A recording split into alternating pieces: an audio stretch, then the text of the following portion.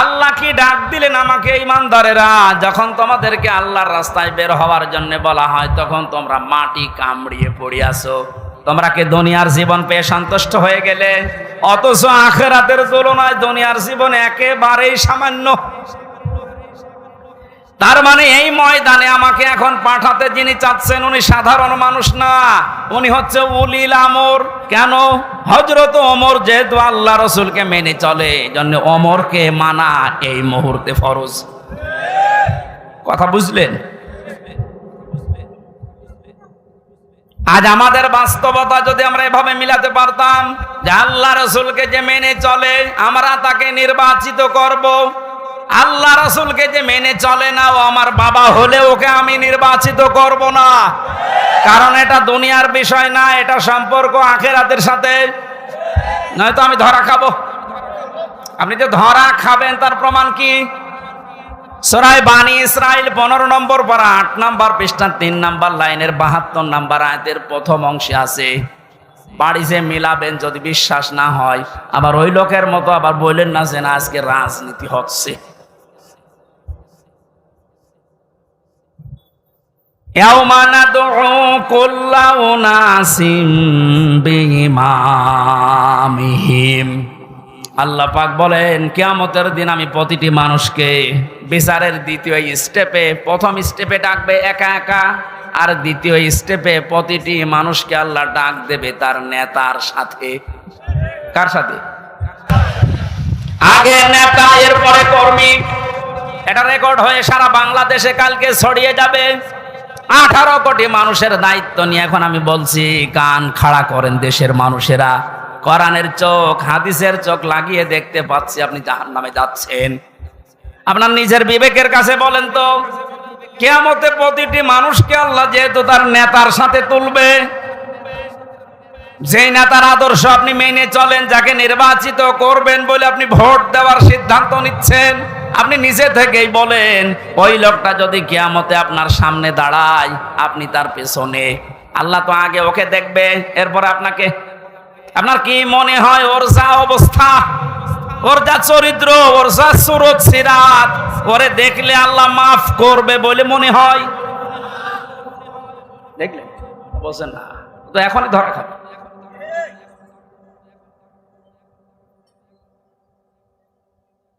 আপনি নিজে এখনই বললেন যে আমি যার পেছনে আছি, অন্তত যাকে নির্বাচিত করতে চাই বলে সিদ্ধান্ত নিচ্ছি, ভোট দেব বলে আমি মনে মনে করছি, এই লোকটার সাথে কিয়ামতে আল্লাহ ডাকলে আমারে মাফ করবে না, নিজে বলল। তাহলে ও ধরা খেয়েছে। কেটা বলল গো? হাত তোলেন তো। আপনি আপনি যেন ধরা না খান, এই জন্যই তো আয়োজন। রাজনীতি মনে করে আপনি আসলেনই না, আপনি তো ধরা আরো বেশি খাবেন। পাগলকে যদি বলা হয় নৌকা নাড়াবি না, ও বলে আমার মনে ছিল না। আরে ভাই, আমি তো আজকে কবরের ওয়াজ করবো বলে এসেছিলাম, আপনি কি মনে করে দিলেন? মনে যখন করে দিয়েছেন আপনাকেও বাঁচাতে হবে, আমারও বাঁচতে হবে। এই জন্য উলিল আমর মানার ক্ষেত্রে খুব সতর্ক। এটা দুনিয়ার বিষয় না, এটা রাজনীতি মনে করবেন না, এটা আপনার আখিরাত জড়িত। আল্লাহ তুমি আমাকে যেভাবে বুঝিয়েছো কোরআনে কারীম, সবাইকে ওই সহজ ভাবে বোঝার তৌফিক দাও। তাহলে নির্বাচিত এই শব্দটা কোরআনে আছে না নেই? তিনি নির্বাচিত করেন তোমাদেরকে তার দ্বীনের জন্য, এবং দ্বীনের উপরে চলতে গিয়ে যত বাধা আছে সব বাধাগুলো আল্লাহ নিজের থেকে দূর করে দেন। এই হুয়ার ফাইল আল্লাহ নিজে। জেলামির সাহেব যেটা ইঙ্গিত দিয়েছিলেন যে অনেকের ইমানে 15 বছরে প্রায় নড়বড়ে হয়ে গিয়েছিল, এটা সেলখানার অন্ধ প্রকোষ্ঠে থাকলে আরো বেশি হয়ে যায় অনেকের। বিসমিল্লাহির রহমানির রহিম। وكذلك أوحينا إليك قرآنا عربيا قرآنا عربيا لتنذر أم القرى ومن حولها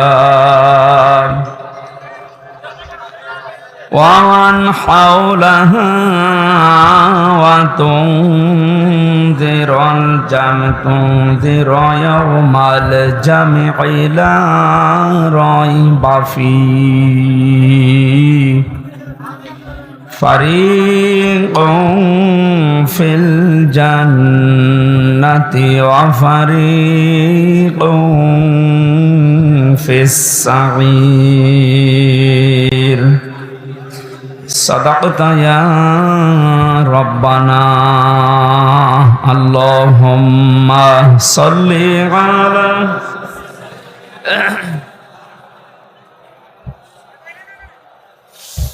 وآل سيدنا مولانا আলহামদুলিল্লাহ সিরাজগঞ্জ জেলার সলঙ্গা থানার অন্তর্গত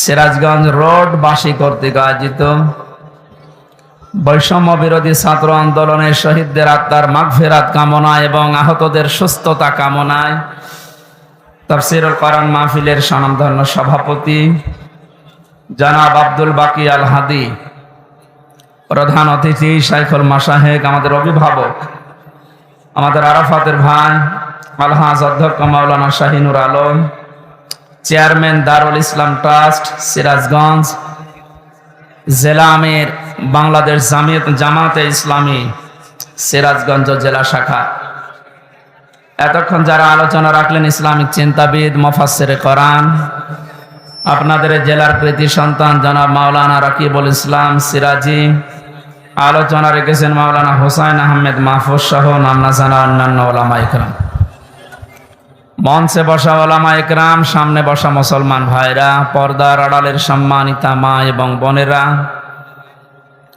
প্রশাসনের ভাইরা, আর বলা লাগছে না কারণ এটা না হলেও এখন চলছে। 5 তারিখের এই পর থেকে আজকের এই 1 তারিখ পর্যন্ত প্রায় 26-27 দিন হয়ে গেল। এই 26 দিনে যতগুলো অনুষ্ঠান করেছি একটাতেও কোনো পাহারাদার হিসাবে প্রশাসনের কাউকে লাগে না, অথচ কোনো জায়গায় বিশৃঙ্খলা হয়েছে আমি শুনিনি। তার মানে এর আগে এই যে 14 জায়গায় পারমিশনের নামে যে বিরক্ত করা হতো আমাদের, এটা একটা ষড়যন্ত্র। কোরআনে কারীম যেন মানুষ শুনতে না পারে, এর কাছে আসতে না পারে, তার একটা দুর্বিসন্ধি চলছিল। ওইভাবে যদি বারবার বিরক্ত করা হয় মানুষ আস্তে আস্তে কোরআনের পথ থেকে সরে যাবে। এ বুদ্ধি দিয়েছিল উনি যে বলছিলেন আমার কুষ্টিয়ার একজন, এই লোকটা। এই 15 বছর বহু বুদ্ধি দিয়েছে, তার ভেতরে এই লোকটা একজন। আল্লাহ ধরা শক্ত ধরা ধরেছে ওই রকম করে। সুতরাং প্রশাসনের ভাইরা যারা এসেছেন আজকে সবাইকে নিয়ে আল্লাহর দরবারে শুকরিয়া জানাই, যিনি আমাদেরকে কোরআন শোনার জন্য একটা শান্ত পরিবেশ তৈরি করে দিলেন। যদিও এখন শান্ত থাকার কথা না, কারণ এখন বৃষ্টি কাদার সময়, কখন বৃষ্টি নেমে পড়ে বলা যায় না। আল্লাহ আমাদের কিছু সময় যেহেতু এ পরিবেশ ফিরিয়ে দিয়েছেন, বলেন আলহামদুলিল্লাহ। কারো গুরুত্বপূর্ণ কথা আছে? আর এই আমার চাইতেও যদি গুরুত্বপূর্ণ কথা থাকে কোরআনের উপরে, তাহলে 30 সেকেন্ড সময় দিলাম, একটু বলেন দেখি। বলেন, আছে? এরপরে যদি কথা বলেন আপনারা এই জায়গায় তুলে দেন অবশ্যই ইনশাআল্লাহ। কোন জেলায় আসলাম? ঠিক আছে, আপনি একটু সতর্ক থাকবেন। এটা ইবাদত চলছে, এখানে বহু গুরুত্বপূর্ণ মানুষ আছে। তারা যে সময়টা এখানে দিচ্ছে, এই সময়টা বাইরে দিলে দুনিয়ার কিছু সম্পদ তাদের উপায় হতো। কথা বলে না কেন? এই যে ডাক্তার যারা বসে আছে বিভিন্ন, এই ডাক্তারগুলো যদি এখন অপারেশন করতো, ব্যবসায়িক কাজ যারা করে মোবাইলের মাধ্যমে, কম্পিউটারের মাধ্যমে, এরা যদি বাড়ি বসে বসে এখন এই সময়টা কাজে লাগাতো, বহু টাকা পয়সা উপায় করতে পারতো, কিন্তু এসেছে এই কারণে, কারণ এটা এখন সাধারণ অনুষ্ঠান না, এটা একটা ইবাদত। এটা কি চলছে বলেন তো? নিজের কর্মজীবন সব বাদ দিয়ে যদি নামাজ ইবাদত মনে করে আপনি যেতে পারেন 15 মিনিটের জন্যে, এখানে 1 ঘন্টা সময় দিচ্ছেন, এইটাও নামাজের মতো ইবাদত। আফদালুল ইবাদাতি তিলাওয়াতুল কোরআন। নবীজি জানিয়েছেন যত নফল ইবাদত আছে সবচাইতে উত্তম নফল ইবাদত আল্লাহর কাছে কোরআনের আলোচনা। বিশ্বনবী মসজিদে নববীতে প্রবেশ করলেন, একবার দেখলেন কিছু মানুষ জিকির করছে। বাম দিকে তাকিয়ে দেখলেন কিছু মানুষ আল্লাহর কোরআনে কারিম নিয়ে আলোচনা করছে। বললেন 2 দলই ভালো কাজে আছে, তবে সবচাইতে উত্তম কাজে আছে তারা যারা কোরআন নিয়ে ব্যস্ত আছে। আমার আল্লাহ আমাকে এই মুহূর্তে নির্দেশ দিয়েছে যে কোরআনে কারিম নিয়ে যারা আলোচনা করছে আমি যেন শ্রোতা হয়ে ওই ময়দানে বসে পড়ি। সিরাজগঞ্জবাসী মুসলমান হিসাবে অবশ্যই উপলব্ধি করতে পারছেন যে অনুষ্ঠানের দাম এখন কত। নবীজি যদি এখন জীবিত থাকতেন আর এই সিরাজগঞ্জের এই গোল চত্বর দিয়ে যদি হেঁটে যেতেন, বিশ্বনবী নিজে কোরআনের সম্মানে এই ময়দানে এসে শ্রোতা হয়ে বসে পড়তেন। এরকম একটা জায়গায় আপনি বসে আছেন, মনে করবেন এই জায়গায় নবী বসতেন। জীবনের সর্বোচ্চ খুশি এখন আমরা, এই জন্য বলছি আলহামদুলিল্লাহ। বৈষম্য বিরোধী ছাত্র আন্দোলনের শহীদ, প্রথম শব্দটা লিখেছেন আপনারা শহীদদের আত্মার মাগফিরাত কামনায়। এই যে শব্দটা অনেক দামি শব্দ। শহীদ যাকে তাকে বলা যায় না। আমি ব্রাহ্মণবাড়িয়া থেকে আসার সময় দেখি রাস্তার পাশে এক কবরে ব্যানার টাঙানো আছে, শহীদ ধীরেন্দ্রনাথ দত্ত। হ্যাঁ, এই যে কোরআন শরীফ আমার সামনে, সত্য কথা বলছে। এই নাম শুনে বোঝা যাচ্ছে যে সাদা টাকা ভাগাভাগি করতেছে, মরে গেছে। কথা বলেন না কেন? আমরা শহীদ আরো কিছু মানুষের নামের আগে পরে দেখতে পাই। আল্লামা শহীদ দেলাওয়ার হোসাইন সাইদি রহমতুল্লাহ আলাইহি, এটা শহীদ না? উনি সারা জীবন এই কামনা করতেন, আল্লাহুম্মা ইন্নী আসআলুকা শাহাদাতান ফি সাবিলিক। হে আল্লাহ, তুমি আমাকে যদি মরণ দাও, তোমার কাছে আমি চাই তুমি আমাকে শাহাদতের মরণ দিও। জেলখানার ভেতরে উনি কিন্তু ধুকে ধুকে মরে যেতে পারতেন, তারপরও শাহাদত পেতেন। কিন্তু এমন জায়গায় আল্লাহ নিয়ে তাকে জালেমদের হাতে মৃত্যু দিয়েছে, কেউ যেন দুনিয়ায় সন্দেহ করতে না পারে যে উনি এমনি মারা গেছে। উনি যে শহীদ এটা এখন বাস্তব প্রমাণিত। এর কয়েকটা প্রমাণের ভেতরে 1 নম্বরে উনি হাসপাতালে ঢোকার আগে যে হাসিটা দিয়েছিল, এটা কোনো রোগী মানুষের হাসি না। ওনাকে রোগী বানিয়ে মেরে ফেলা হবে এই কারণে ওখানে নিয়ে গেছে। সুতরাং শহীদ এই ব্যাপারে কথা বলতে হলে খুব হিসাব নিকাশ করে বলবেন। কোরআনে কারিমে আল্লাহ জানিয়েছেন, মুখ দিয়ে যেহেতু মানুষ কথা বলে এই জন্য মুখের উপরে নোটিশ দিয়েছেন, এই মুখ দিয়ে কথা বলবি না। ওয়ালা তাকুলু লিমান ইউকতালু ফি সাবিলিল্লাহি আমওয়াত বাল আহইয়াউ ওয়ালাকিন লা তাশউরুন। সূরা বাকারার 154 নম্বর আয়াতে আছে, তাফসীরে ফি জিলালিল কোরআনে ব্যাখ্যা আছে, আমি শুধু সামারাইজ করে একটু অল্প বলছি। আল্লাহ পাক বলেন মুখ দিয়ে কথা কখনোই বলবি না, শুধু 1 2 জন না, তাকুলু বহু বচন। কেউ এ কথা জীবনেও বলবি না যে যারা শহীদ হয়েছে, যারা মারা গেছে। যদিও কয়েকদিন আগে কয়েকটা ভিডিও দেখছিলাম, আহলে হাদিস আহলে কোরআন বিভিন্ন নাম নিয়ে তারা এ কথা বলতে চাচ্ছিল বা বলিয়েছিল যে শহীদ আবু সাইদ নিজে বুক পেতে আত্মহত্যা করেছে, শহীদ হয়নি। আমি গতকালকে আবু সাইদের কবর দেখে আসলাম, কত বর্ষ দিন। সিরাজগঞ্জবাসী, শুধু আপনাদেরকে না রেকর্ড হচ্ছে, এটা তামাম দুনিয়ার মানুষকে বলছি, শহীদদের ব্যাপারে কথা বলতে হলে হিসাব করে বলবেন, কারণ আল্লাহ নিজে এটা মুখের উপরে নোটিশ জারি করে দিয়েছেন, কথা বলা যাবে না। বাল আহয়া, আল্লাহ বলেন ওরা জীবিত। ওরা কি? ওয়ালাকিন লা তাশউরুন, কিন্তু তোমরা টের পাও না। শহীদ আবু সাঈদের এই আত্মদান, জীবন দানের মাধ্যমে যত মানুষ উদ্বুদ্ধ হয়েছে, যার কারণে আজ এখানে বসে আমরা কথা বলতে পারছি। আপনি কি মনে করেন এই ময়দানটা এত সহজ? না। আজকের এই অনুষ্ঠানের জন্য কারো পারমিশন লাগে নাই, অথচ 5 তারিখের আগে অনুষ্ঠান করতে 14 জায়গায় বলা লাগতো। যাদের সাথে ঘৃণায় কথা বলা যায় না, মানুষ মনে করা যায় না, এই মানুষের কাছেও বলা লাগতো ভাই একটু লিখে দেন।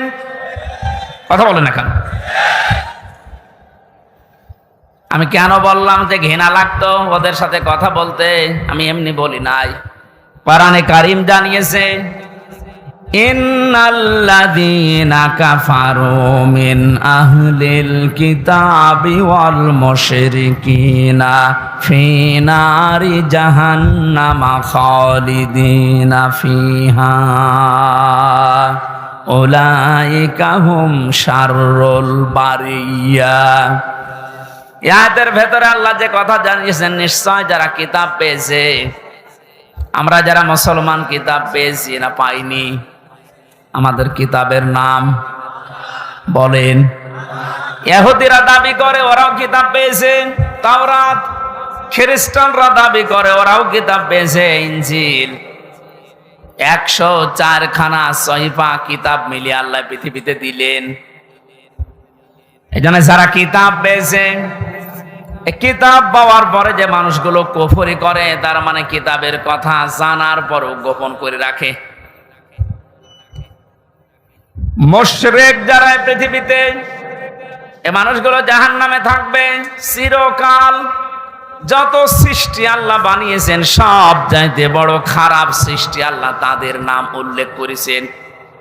আমরা তো তাই দেখেছি, কোরআন আমরাও পেয়েছি। আমাদের মতো নামধারী মুসলমান যাদের কাছে অনুমতি নেওয়া লাগতো, এরাও পেয়েছে। কথা বললেন না কেন? আজকে ইসলামী ব্যাংকের এক অফিসার এসেছিল দেখা করার জন্য একটু আগে। ওনার কাছে একজন বলছে, আজকে তো মাহফিল আছে এখানে আমির হামজার, যাবেন না? উনি কোন দল করে আমি জানি না, উনি ঘোষণা দিয়েছে যে যাব কি করে, ওখানে তো তাফসীর হবে না, হবে রাজনীতি। আপনি কথা বলতে পারলেন? আমি কোরআনে মানুষ উল্টাপাল্টা ধারণা করবে আমার কথা শোনার পরে, জন্য আমি আয়াত, পারা, পৃষ্ঠা, লাইন, রুকু, সূরার নাম, তাফসীরের নাম সব বলে দেই, যে আপনি বাড়িতে মিলিয়ে দেখেন আমার কথা কোরআন হাদিসের বাইরে যায় কিনা। এরপরেও যে লোকটা কথা বলেছে যে ওখানে ওয়াজ হবে না, তাফসীর হবে না, রাজনীতি হবে, রাজনীতি কি ওয়াজের বাইরে? রাজনৈতিক জীবনে যারা ভুল করছেন, কোরআন আর হাদিস বাদ দিয়ে যারা রাজনীতি করে জাহান্নামে যাচ্ছেন, আপনাকে তো আমার বাঁচানো লাগবে। আপনি আরো বন্ধু মনে করে আসবেন তাড়াতাড়ি না, উল্টাপাল্টা ফতোয়া দিয়ে নিজেও আসেন না, মানুষের মনও সন্দেহ তৈরি করেন। যিনি কথা বলেছেন তিনি ভুল পথে আছেন। আপনি এখন যদি তাওবা না করেন যে ওখানে গেলে রাজনীতি হবে, তাফসীর হবে না, আপনি যদি একথা সজ্ঞানে বলে থাকেন, আপনার ঈমান নষ্ট হয়ে গেছে। কারণ রাজনীতি এই শব্দটা কোরআনে নেই। বলেন,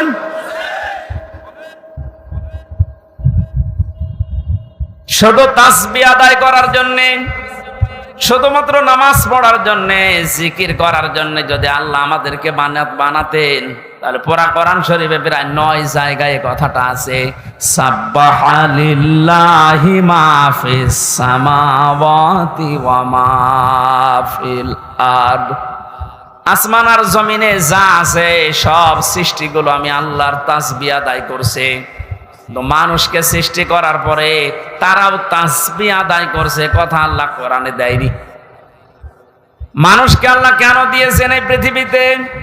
ইন্নী জাইলুন ফিল আরদি খলিফা, অবশ্যই জমিনে আমি প্রতিনিধি পাঠাবো, খলিফা। কি পাঠাবো? বলেন বলেন। তো কেন সৃষ্টি জগতের নাম বললেন? যে জমিন আসমানে যা আছে সবাই আল্লাহর তাসবিহ পড়ছে। আর মানুষ বানানোর আগেই তিনি বললেন আমি জমিনে পাঠিয়েছি খলিফা। এই আয়াত দুইটা সামনে রাখলে বোঝা যায় মানুষকে জিকির করার জন্য, তাসবিহ পড়ার জন্য আল্লাহ বানায়নি, আল্লাহ বানিয়েছে প্রতিনিধি হিসাবে। আপনি প্রতিনিধি হিসাবে যদি এসে থাকেন, আপনার যদি ওই যোগ্যতা না থাকে, তাহলে প্রতিনিধি আপনাকে অবশ্যই নির্বাচিত করা লাগবে। কথা বলেন না কেন? এটা প্রতিনিধি নির্বাচিত করা লাগে। আল্লাহ যেটা করে দেখিয়েছেন, এই এদিকে তাকান, এই নির্বাচিত, নির্বাচন, এই শব্দগুলো কোরআনে কারিম থেকে নেওয়া।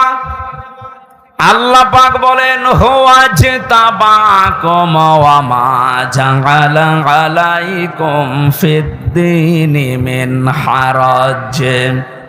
তিনি আল্লাহ যিনি তোমাদেরকে নির্বাচিত করেছেন। কি করেছেন? নির্বাচিত কখন করা হয়? যখন নির্বাচন হয়। 15 বছর তো নির্বাচনই হয়নি, তো নির্বাচিত কিভাবে হইল? তার মানে যারা ছিল সব অনির্বাচিত। নির্বাচিত যেন করা যায় সেজন্যই তো ফিল্ড লাগবে। সমান সমান ফিল্ড না হলে আপনি নির্বাচিত করবেন কি করে? আমিরে জামাত ডাক্তার শফিকুর রহমান এইটাই তো জানাতে যাচ্ছে জাতির কাছে, যে যারা দায়িত্বে আছে তাদেরকে একটু সময় দেন, তারা এই ফিল্ডটা তৈরি করে দিক। এটা ছিল না বলেই তো আপনি আন্দাজে অনির্বাচিত, নির্বাচিত বলে আপনি ঘোষণা দিতেন। ফিল্ড যদি তৈরি না হয়, আপনি তো আবার ওইভাবে দিনের ভোট রাতে করে বলবেন আমিও নির্বাচিত। 4-5 দিন আগে এদেরকে দিয়ে একটা ষড়যন্ত্র চলছিল। নির্বাহী আদেশের মাধ্যমে আইন মন্ত্রণালয় থেকে যারা দায়িত্বে আছে, বিনা ভোটে, বিনা নির্বাচনে, 900 ভোটে যে মানুষগুলো আন্দাজে নির্বাচিত হয়েছি বলে ঘোষণা দিয়েছিল, একবারে উপজেলা চেয়ারম্যান, মেয়র সব বাদ দিয়ে দিয়েছিল। ওই মানুষগুলো শুরু করেছিল, না আমরা তো নির্বাচিত। কিসে নির্বাচিত? তোমাকে ফেল তৈরি করেছিলে। আমার তো মনে হয় এদেরকে যারা সাহায্য সহযোগিতা করেছে এই ভোটে দাঁড়ানোর মাধ্যমে নাম দিয়ে, এরা অপরাধী, কারণ এরা নির্বাচিত করতে দেয়নি। এই জন্য এ দলও আছে, ও দলও আছে, সব দিকে আছে। জাতীয় পার্টির নাম ধরে বলছি, এদের শাস্তি আরো বেশি হওয়া দরকার। কেউ রাজি হয় না, আর তুমি আগে আগে চলে গেলে মানে। আল্লাহ বলছেন হুয়াজতাবাকুম, তিনি নির্বাচিত করেন। তো নির্বাচন না হলে উনি নির্বাচিত করবে কি করে? আর নির্বাচিত করার জন্য আল্লাহ প্রতিনিধিদের মাধ্যমে এটা তৈরি করেছেন। আমরা এখন নির্বাচিত করব কাদের, সেই কথা আল্লাহ কোরআনে দিয়েছেন। আমার নিজেরও মনে হচ্ছে যা বলছি সবই তো রাজনীতি। আসলে এইটাই রাজনীতি। আপনি যেটা করতেন কোরআন হাদিস বাদ দিয়ে, ওটা দুর্নীতি।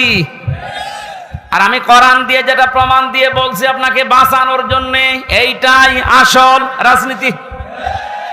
কাকে নির্বাচিত করবেন? কোরআনে কারীম জানিয়েছে সূরা নিসা 5 নম্বর পারার 6 নম্বর পৃষ্ঠার 9 নম্বর লাইনের 59 নম্বর আয়াতে আছে, প্রথম অংশে পাবেন। এটা তাফসিরে ইবনে কাসিরেও আছে, ফি জিলালিল কোরআনেও আছে। ব্যাখ্যাগুলো লম্বা করে বলতে গেলে সময় যাবে, আর কণ্ঠ পারবে না। এই জন্য আমি খুব সামারাইজ করছি, বোঝার জন্য বলছি। ইয়া আইয়ুহাল্লাযীনা আমানু আতিউল্লাহা ওয়া আতিউর রাসূলা ওয়া উলিল আমরি মিনকুম। এখানে আলেম বসে আছে, যারা এখানে বসেন কোরআন হাদিস তারা একটু খেয়াল করবেন, যারা বসেন না তারা আরে অ্যাক্টিভ হবেন, যেন বাড়ি যেয়ে মিলাতে পারেন। আল্লাহ ডাক দিয়েছেন ইমানদারেরা, আমার আনুগত্য করো, আমার রাসূলের আনুগত্য করো। আর তোমাদের ভেতরে যারা উলিল আমর, নেতৃত্ব দেয়, নেতা যারা, তাদেরকেও মেনে চলো। প্রশ্ন আমার এখানে, আতিউ এটা ফেল, ভার্ব, এটা ক্রিয়া। এই শব্দটা আল্লাহ নিজের নামে, রাসূলের নামে দিয়েছেন, কিন্তু উলিল আমরের আগে দেয়নি। এ কথা বলেন না কেন? শুধু জি বলা না, এটা নিয়ে যাওয়া লাগবে যা একটা বাড়িতে। তাহলে ওই যেই লোক ইসলামী ব্যাংকের অফিসারের কাছে বলেছে যেখানে রাজনীতি হবে, ও জীবন আর কথা বলবে না। আতিউ শব্দটা আল্লাহ নিজের নামে রসুলের নামে দিলেন, উলিল আমরের আগে দেয়নি। কেন দেয়নি? কারণ আল্লাহ রসুলকে মানা লাগবে, কোনো প্রশ্ন করা যাবে না। কথা বলে না কেন? কিন্তু উলিল আমর যদি মেনে চলতে হয়, যেহেতু ওনারা আল্লাহকে তো আপনি এখানে পাচ্ছেন না, রাসূলকে পেয়েছিলেন কিন্তু এখন নেই, কিয়ামত পর্যন্ত তো উনি আসবেনও না, কিন্তু উলিল আমর তো আসবে। এই জন্য উলিল আমরকে যদি আপনি মেনে চলতে চান, দেখতে হবে উপরে বর্ণিত এই দুইটা আছে কিনা, আল্লাহ রসুলকে ওই লোকটা মেনে চলে কিনা। আপনি যাকে নেতা মানবেন, যার নেতৃত্বে চলবেন, যাকে আপনি নির্বাচিত করবেন, আমি এই শব্দগুলো কি বানাচ্ছি? হুয়া জিতাবাকুম, এ জিতেবা মানে নির্বাচিত করা। নির্বাচন না হলে নির্বাচিত করা যায় না। আল্লাহ তাহলে নির্বাচনের মাধ্যমে নির্বাচিত করেছেন আমাদেরকে। কোটি কোটি মানুষেরা উম্মত হওয়ার জন্য আশা পেশ করেছিল, আকাঙ্ক্ষা, কিন্তু আল্লাহ তাদের বাছাই করেনি। আল্লাহ শুধু আমাদের মতো মানুষগুলোকে উম্মতে মুহাম্মদী নির্বাচিত করেছেন। সুবহানাল্লাহ বলতে পারেন? মুসা নবীর মতো, ঈসা নবীর মতো এত বড় পাওয়ারফুল নবীরা আকাঙ্ক্ষা করেছিল যে আমরা নবী হয়েছি ভালো, কিন্তু নবী না হয়ে যদি মুহাম্মদুর রাসূলুল্লাহর উম্মত হতে পারতাম তারপরও ভালো হতো। আল্লাহ বলেন না। একজনেরটা কবুল হয়েছিল হযরত ঈসার, এজন্য তিনি আসবেন দুনিয়ায় আবার নবী হয়ে না, উম্মত হয়ে। মুসা নবীর মতো এত বড় নবীর দোয়া কবুল আল্লাহ করেননি যে না তোমারটা হবে না। আপনি টের পাচ্ছেন যে নির্বাচিত হয়ে আমরা কত দামি জায়গায় আছি। বাংলার মুসলমানেরা, আজকে এই ওয়াজটা যদি আপনি বাড়ি নিয়ে যেতে না পারেন, এরকম ওয়াজ 1 বছর পরে একদিন না, প্রতিদিন 24 ঘন্টা হলেও আপনার কোনো কাজ হবে না। এই জন্য আতিউ শব্দটা আল্লাহ দেওয়ার কারণে আল্লাহ রসুলকে মানতে গিয়ে আপনি কোনো প্রশ্ন করতে পারবেন না, বুঝে আসুক আর না আসুক। হয়তো আপনার স্বল্প জ্ঞানে বুঝে আসছে না, কথা বলেন না কেন? তা আল্লাহ আপনার চাইতে ভালো বোঝে না, কিন্তু উলিল আমর যারা, এদেরকে মানতে হলে মাস্ট বি, অবশ্যই দেখা লাগবে লোকটা আল্লাহ রসুলকে মেনে চলে কিনা। যদি মেনে চলে তাকে মানা ফরজ, যদি মেনে না চলে তাকে মানা হারাম। হযরতে সাদ ইবনে আব্দুল্লাহ ইবনে সাদ রাদিয়াল্লাহু তাআলা আনহু বিবাহ করার পরে খোরমা বিলি করলেন, মিষ্টি বা খোরমা খেজুর। মোনাজাত কমপ্লিট হয়ে গেছে, বিয়ে শেষ, বাসর ঘরে যাবেন, হঠাৎ করে এক কাছের চিঠি নিয়ে এসেছে, ডাক দিয়ে বলে আব্দুল্লাহ খলিফাতুল মুসলিমিন হযরত ওমর চিঠিটা পাঠিয়েছে। উনি চিঠি খুললেন, ওখানে লেখা দেখলেন, ও আব্দুল্লাহ যেখানে থাকো আমি রাষ্ট্রের দায়িত্বে আছি, ওমর আমি তোমার উলিল আমর বলছি, যেখানে থাকো চিঠি পাওয়ার পরে সঙ্গে সঙ্গে দেখা করো, তোমার জিহাদের ময়দানে পাঠাবো। উনি মুরব্বীদেরকে জিজ্ঞাসা করলেন, মুরব্বীরা বলে হ্যাঁ আপনি যান, কিন্তু বাসরটা শেষ করেন। হযরত আব্দুল্লাহ ওই মজলিসে উঠে দাঁড়িয়ে কোরআনের কয়েকটা আয়াত পড়ে তাদেরকে জানিয়েছিলেন, ইয়া আইয়ুহাল্লাযীনা আমানু মা লাকুম ইযা ক্বিলা লাকুম ইনফিরু ফি সাবিলিল্লাহি সাকালতুম ইলাল আরদ আরাদিতুম বিল হায়াতিদ দুনিয়া মিনাল আখিরাহ ফামা মাতাউল হায়াতিদ দুনিয়া ফিল আখিরাতি ইল্লা কলিল। সূরা তাওবার ভেতরে আছে, আমি শব্দটা বোঝানোর জন্য আয়াতটা পড়লাম, খুব ভালো করে মিলান। তিনি মুরব্বীদেরকে বললেন, হে আমার মুরব্বীরা, আমার মাথার তাজ, আপনারা সম্মান করি আপনাদের। আল্লাহ কি ডাক দিলেন আমাকে, ঈমানদারেরা, যখন তোমাদেরকে আল্লাহর রাস্তায় বের হওয়ার জন্য বলা হয় তখন তোমরা মাটি কামড়িয়ে পড়ে আসো। তোমরা কি দুনিয়ার জীবন পেয়ে সন্তুষ্ট হয়ে গেলে? অথচ আখিরাতের তুলনায় দুনিয়ার জীবন একেবারেই সামান্য। তার মানে এই ময়দানে আমাকে এখন পাঠাতে যিনি চাচ্ছেন উনি সাধারণ মানুষ না, উনি হচ্ছে উলিল আমর। কেন? হযরত ওমর যেহেতু আল্লাহ রাসূলকে মেনে চলে, জন্য ওমরকে মানা এই মুহূর্তে ফরজ। কথা বুঝলেন? আজ আমাদের বাস্তবতা যদি আমরা এভাবে মিলাতে পারতাম যে আল্লাহ রাসূলকে যে মেনে চলে আমরা তাকে নির্বাচিত করব, আল্লাহ রাসূলকে যে মেনে চলে না ও আমার বাবা হলে ওকে আমি নির্বাচিত করব না, কারণ এটা দুনিয়ার বিষয় না, এটা সম্পর্ক আখিরাতের সাথে। নয়তো আমি ধরা খাবো। আপনি যে ধরা খাবেন তার প্রমাণ কি? সূরা বানী ইসরাইল 15 নম্বর পারা 8 নম্বর পৃষ্ঠা 3 নম্বর লাইনের 72 নম্বর আয়াতের প্রথম অংশে আছে, বাড়িতে মিলাবেন যদি বিশ্বাস না হয়। আবার ওই লোকের মতো আবার বললেন না যে না আজকে রাজনীতি হচ্ছে। ইয়াউমা নাদউ কুল্লা উনাসিম বিইমামিহিম। আল্লাহ পাক বলেন কিয়ামতের দিন আমি প্রতিটি মানুষকে বিচারের দ্বিতীয় স্টেপে, প্রথম স্টেপে ডাকবে একা একা, আর দ্বিতীয় স্টেপে প্রতিটি মানুষকে আল্লাহ ডাক দেবে তার নেতার সাথে। কার সাথে? আগে নেতা, এরপরে কর্মী। এটা রেকর্ড হয়ে সারা বাংলাদেশে কালকে ছড়িয়ে যাবে। 18 কোটি মানুষের দায়িত্ব নিয়ে এখন আমি বলছি, কান খাড়া করেন দেশের মানুষেরা। কোরআনের চোখ, হাদিসের চোখ লাগিয়ে দেখতে পাচ্ছি আপনি জাহান্নামে যাচ্ছেন। আপনার নিজের বিবেকের কাছে বলেন তো, কিয়ামতে প্রতিটি মানুষকে আল্লাহ যেহেতু তার নেতার সাথে তুলবে, যেই নেতার আদর্শ আপনি মেনে চলেন, যাকে নির্বাচিত করবেন বলে আপনি ভোট দেওয়ার সিদ্ধান্ত নিচ্ছেন, আপনি নিজে থেকেই বলেন ওই লোকটা যদি কিয়ামতে আপনার সামনে দাঁড়ায় আপনি তার পেছনে। আল্লাহ তো আগে ওকে দেখবে, এরপর আপনাকে। আপনার কি মনে হয় ওর যা অবস্থা, ওর যা চরিত্র, ওর যা সুরত সিরাত, ওরে দেখলে আল্লাহ মাফ করবে বলে মনে হয়? দেখলেন? বলছেন না তো এখনই ধরা খাবে।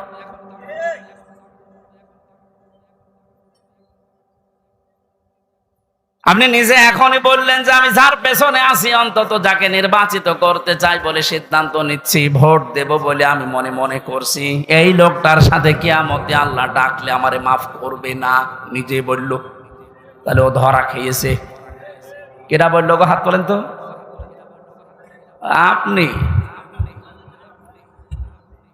আপনি যেন ধরা না খান, এই জন্যই তো আয়োজন। রাজনীতি মনে করে আপনি আসলেনই না, আপনি তো ধরা আরো বেশি খাবেন। পাগলকে যদি বলা হয় নৌকা নাড়াবি না, ও বলে আমার মনে ছিল না। আরে ভাই, আমি তো আজকে কবরের ওয়াজ করবো বলে এসেছিলাম, আপনি কি মনে করে দিলেন?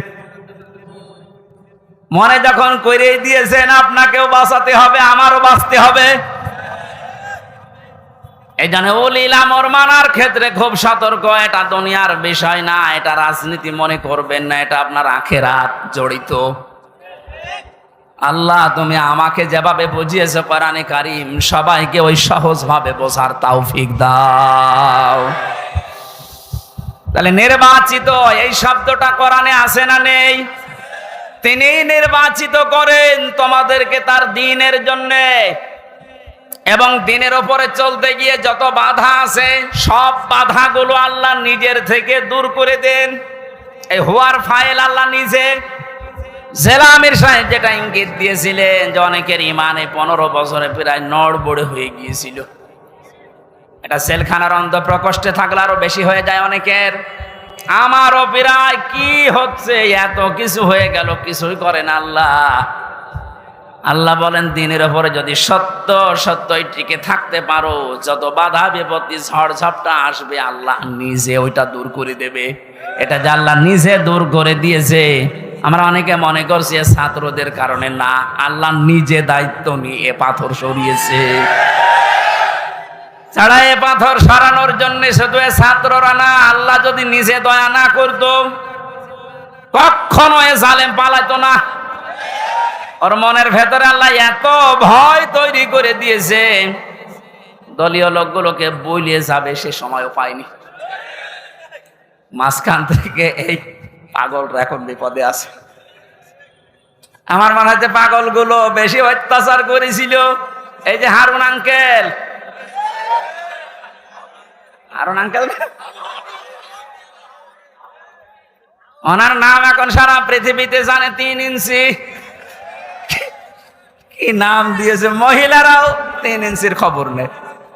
মেয়ে লোক সেও বলে 3 ইঞ্চি, ধরা পড়িস। 5 তারিখের পর থেকে আজকের এই 31 তারিখ পার হয়ে আজকের 1 তারিখ পর্যন্ত বারবার ঘোষণা দেখেছে আমাদের অভিভাবক যিনি, শুধু বাংলাদেশের না গোটা পৃথিবীর ইসলামী আন্দোলনের অভিভাবক তিনি এখন ডাক্তার শফিকুর রহমান। দূর থেকে উল্টাপাল্টা ধারণা করতে পারেন যে কি এমন উনি জেনারেল শিক্ষিত একটা ডাক্তার। আরে ভাই, তার ইখলাস জানেন, তার তাকওয়া জানেন, তার ইবাদতের খবর জানেন। আমি ছিলাম তার সাথে 4টা দিন। আমার তো মাঝে মাঝে মনে হয় পৃথিবীতে কেউ যদি জিন্দা ওলি দেখতে চায়, ওই আস্তালায়, গাছতলায়, বসতলায় যারা বসে আছে বটতলায়, ওরা আল্লাহর ওলি না। আল্লাহর ওলি দেখতে চাইলে আপনি ওই লোকটার দিকে তাকিয়ে থাকবেন, ওটা জিন্দা ওলি। তার ইবাদতের মারটা আপনি খোঁজ পাবেন না। এই যে সকাল বেলায় এই 65 বছরের একটা মুরব্বী মানুষ, সকাল বলতে রাত 4:30টার সময় ডাক দেয়। ওই সময় হাতে হ্যান্ডকাপ দিয়ে, পায়ে বেড়ি দিয়ে কোর্টে নিয়ে যাচ্ছে। তবে 1-2 কিলোমিটার না, এই কাশিমপুর থেকে একেবারে কোর্ট পর্যন্ত যাওয়া আসা করতে প্রায় 7-8 ঘন্টার সময় লেগে যায়। এত কষ্ট স্বীকার করে রাত 8টা, 9টা, 10টার সময় ওনারে নিয়ে আসতো। ওনার যেন দেরি হয়, যেন ওনার কষ্ট হয়। ঘরে আসার পরে দেখতাম, বলতাম, মুরব্বী খাবার খাবেন না, ঘুমিয়ে পড়েন। আমার বলছে, হামজা ঘুমাও। যত পাশেই ছিলাম মাঝে মাঝে জিজ্ঞাসা করতাম যে এত কষ্ট করে আসলেন, ঘুমাবেন না? আমারে বলছে ঘুমাও, আমি এখন কিছু সময় আল্লাহর জিকির করব, দরুদ শরীফ পড়ব। 2-2.5 ঘন্টা ঘুমিয়ে যে মানুষটা রাত 9:30, 10টার সময় কোর্ট থেকে এসে 2 ঘন্টা 2.5 ঘন্টা পর্যন্ত ঘুমিয়ে এরপরে তাহাজ্জুদের নামাজে, হাফেজ কিনা আমি জানি না, যতটুকুই পড়তো এরপরে সেজদায় পড়ে যেত। 40-45 মিনিট, 1 ঘন্টা দেখি সেজদায় পড়ে আছে। ভোর পর্যন্ত যার সাদা দাড়িগুলো, সাদা চুল সব সাদা হয়ে গেছে, টপ টপ করে পানি পড়তো, শুধু হাত তুলে সেজদার পরে বসে আছে। আমার তো সেজদা লাগে 1.5 মিনিট, 2 মিনিট, আর ওনার সেজদা লাগতো 45 মিনিট, 1 ঘন্টা। 1.5 ঘন্টা কেটে যেত এক সেজদায়। আমার 12 রাকাত তাহাজ্জুদ মিলে মাত্র 1.5 ঘন্টা ওনার এক সেজদায় চলে যেত। বাকি তাকওয়ার খবর তো বাস্তবে আপনি টের পাননি। প্রতি সোমবার, বৃহস্পতিবার রোজা রাখার নিয়ম। কয়জন মহারথী আছে এখানে আমল করে? সারাটা জীবনে আমল করতে করতে আসতেছে, খালি ধারণা করে দূর থেকে, কি জানে এত ডাক্তার মানুষ। তার যে এলেমের বহর, একটা জেনারেল মানুষ হয়ে কোরআনে কারিম এরকম গভীর গভীর কথা বলা আমি বিশ্ববিদ্যালয়েও পাইনি। আরে ভাই, আমি তো ভার্সিটিতে শেষ করে আসলাম, আমাদের বহর তো আমি দেখেছি। ডাক্তার মানুষের কাছে থেকে কোরআনে কারিমের শব্দের এত গভীরে যেতে পারতেন আমি দেখেছি বাস্তবে, যে জীবনে ওই রকম কথা আমি কোনোদিন শুনি নাই। অনার্স মাস্টার্স করেছিলাম, তো এক একটা শব্দ যখন বলতেন, এমন এমন শব্দের অর্থ নিয়ে আসতেন যে কোনোদিন কল্পনাও আসে না যে শব্দের ভেতরে থাকতে পারে। দিনের ওপরে চলতে গিয়ে কোন বাধা আল্লাহ নিজের থেকে দূর করে দেয়, রাখেন না। এটা আমি আগে জানতাম না, ওই সময় জেনেছি। আল্লাহ পাক বলেন, তোমাদেরকে যেহেতু আল্লাহ নির্বাচিত করেছে লক্ষ লক্ষ কোটি কোটি উম্মত থেকে, সুতরাং তোমাদের দাম কম না, অনেক বেশি। তোমাদের পরে ঝড় ঝাপটা, বিপদ আপদ আসবে, আল্লাহ জানে, কিন্তু আসলে আল্লাহ থাকতে দেবে না, স্থায়ী হতে দেবে না। আল্লাহ নিজে দায়িত্ব নিয়ে ওই ঝড় ঝাপটা, বিপদ আপদ তার নিজের দায়িত্বে দূর করে দেবে। আল্লাহ এইটাই করে দিয়েছে। এই কথা বলে না কেন? নাই তাই 15 বছরে কত মহারথী তো চেষ্টা করলো, সব চেষ্টায় প্রায় বিফল হয়ে গেছে। ছাত্র আন্দোলনের নামে যারা নেমেছিল, এ মানুষগুলোর সাথে মাস্ট বি আল্লাহ আবাবিল পাঠিয়েছিল। জালেমদের মনের ভেতরে আল্লাহ ভয় তৈরি করে দেন। এ দায়িত্ব কার? আরো জোরে। এটা তৈরি করেন কাদের কারণে? যে মানুষগুলোর ভেতরে ইখলাস আছে যত বেশি, তাকে দেখলে জালেমরা ভয় পায় তত বেশি। আমরা 15 বছর অনেক জালেমকে ভয় পেয়েছি তার অত্যাচারের কারণে, আর আমিরে জামাতকে এখনো জালেমরা ভয় পায় তার তাকওয়ার কারণে। বাংলার মুসলমানেরা, আমি যেটা বোঝানোর জন্য পর্যন্ত এসেছিলাম, শহীদ যারা হয় এদের নিয়ে যারা উল্টাপাল্টা ধারণা করেন, কোনদিন এই মুখ দিয়ে কথা বলবেন না যে ওনারা মরে গেছে, এমনি না, ওনারা জীবিত, কিয়ামত পর্যন্ত শুধু জীবিত এইটাই থাকবে। কিন্তু আমরা টের পাই না। এর পরের কথা আল্লাহ দিয়েছেন, মানুষ যেহেতু ধারণা করতে পারে, মুখে হয়তো বলে না, কিন্তু ধারণা করতে পারে যে মরে গেছে। আল্লাহ ধারণার উপর নোটিশ দিয়েছেন, ওয়ালা তাহসাবান্নাল্লাযীনা কুতিলু ফি সাবিলিল্লাহি আমওয়াতা বাল আহইয়াউন ইনদা রাব্বিহিম ইরযাকুন। সূরা আলে ইমরান 4 নম্বর পারা 11 নম্বর পৃষ্ঠা 9 নম্বর লাইনের 169 নম্বর আয়াত। এটা তাফসীরে কাবীরে পাবেন। আল্লামা ফখরুদ্দিন রাজি রহমতুল্লাহ আলাইহি ব্যাখ্যা করতে গিয়ে লিখেছেন, ওই পৃথিবীর মানুষেরা মুখ দিয়ে তো বলবেই না, অন্তরে যেন এ ধারণাও কোনোদিন না আসে যে শহীদরা মরে গেছে। এটা ধারণাও করা যাবে না। বালাহিয়াউন, বরং তারা জীবিত, বরং তারা কি? আরো জোরে। ইনদা রাব্বিহিম ইরযাকুন, তারা তাদের রবের কাছে খাবার খাচ্ছে। শহীদ আবু সাইদের বাড়িতে গিয়েছিলাম, যে গরিব মানুষ, 6টা ছেলে ওনার, এটাই ছোট। ওনার বাবা মারে বলছিল, যে অবস্থায় ওদের বাড়ি ঘর দেখলাম, আমার মনে হয় 3 বেলা পেট পুরে খাবার খাওয়ার মতো পরিবার না। আল্লাহ তার জীবনটা এত বেশি পছন্দ করেছিলেন, সাধারণভাবে মরণ দেয়নি।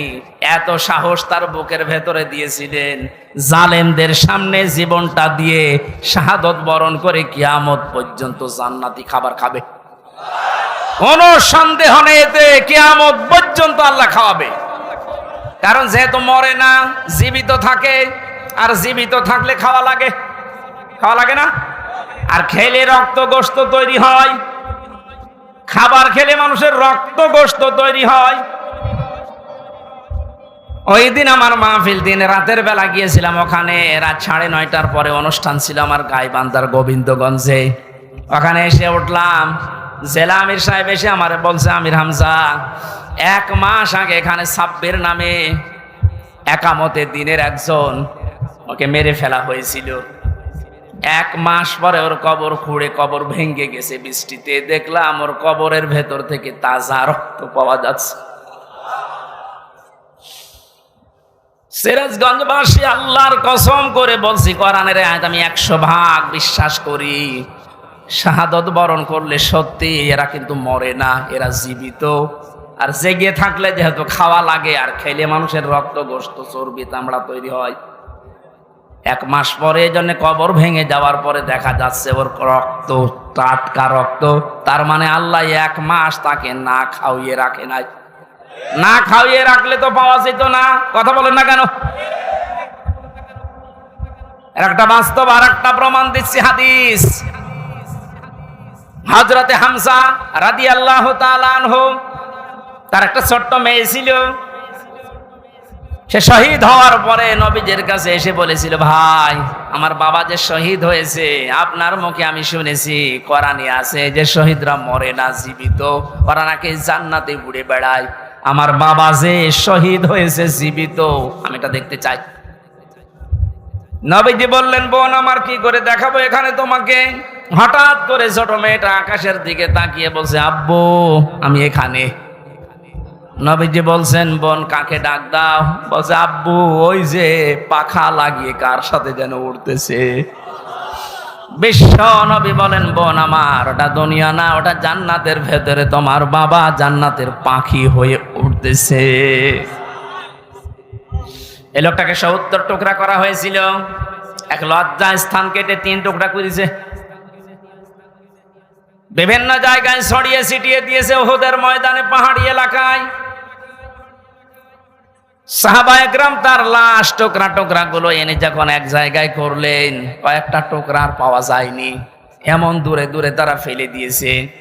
নবীজি নিজের চাদরটা দিয়ে হযরতে হামজাকে ঢেকে দিলেন।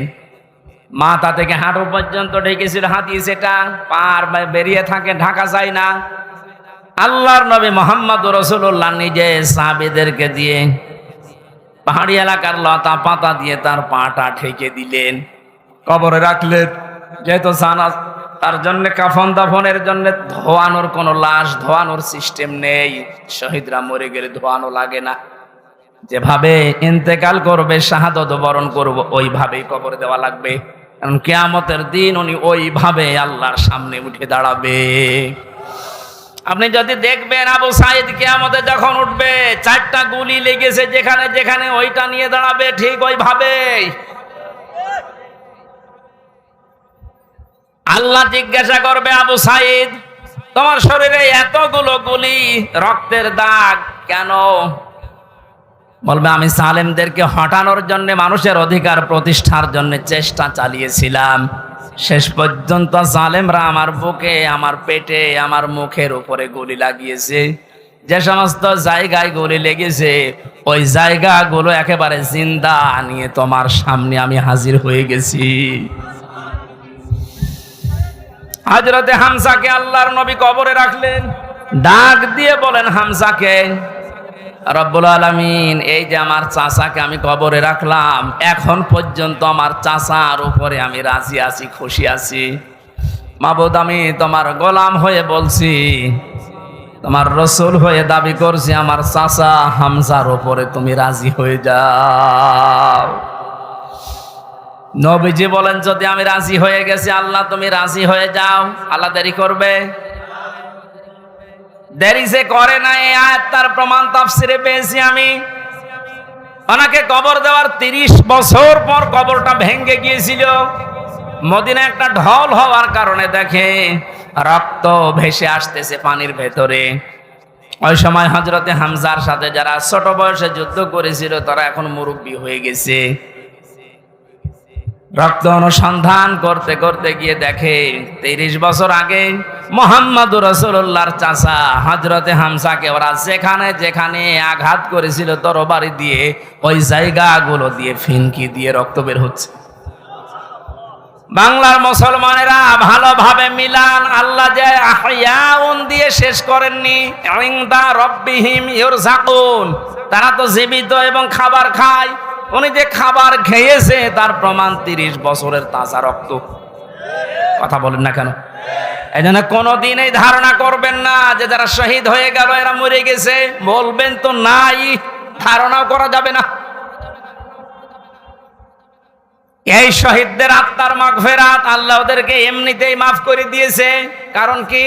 ওয়ালিয়াকুলামাল্লাহুল্লাযীনা আমানু ওয়া ইয়াত্তাখিযা মিনকুম শুহাদা আল্লাহু লা ইউহিব্বুজ জালিমিন। রব্বুল আলামিন বলেন, কিছু মানুষকে আমি সাধারণভাবে মরণ দিতে চাই না, যার ঈমান এবং যার অ্যাক্টিভিটিস কাজকর্ম আমার কাছে পছন্দ হয়, ওই মানুষটাকে আমি আল্লাহর শাহাদতের মরণ দিয়ে ধন্য করে দেই। আর জেনে রাখো আয়াতের শেষের কথা, আল্লাহু লা ইউহিব্বুজ জালিমিন, কোন জালেমকে আমি ভালোবাসছি না, বাসবো না। এটা মোজারে বর্তমান ভবিষ্যৎ, প্রেজেন্ট ফিউচার। এজন্য জালেম যারা তাদের কপাল বড় খারাপ, আপনার দুনিয়াও শেষ, আখিরাত তো শেষই।